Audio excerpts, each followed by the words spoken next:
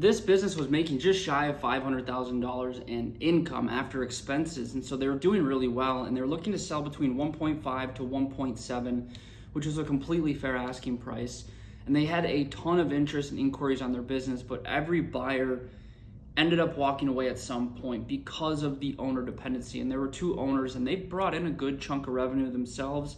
And they also had a lot of the relationships with the clients and vendors in the business. And so that typically is a big problem for small businesses when they're trying to sell their business, maybe outside of financials being a big one too. But you have to look at it from the perspective of, if you remove ownership from this equation, what happens to revenue? And then you have to understand what that looks like from a buyer's perspective, and how that can be a huge concern and huge risk that revenue could potentially drop once these owners leave the business. And so they ended up training from within. They had key personnel that were inside of the business for a long time. They gave them extra pay, and they started getting them ready for more of a CEO role, which made the business much more attractive for buyers.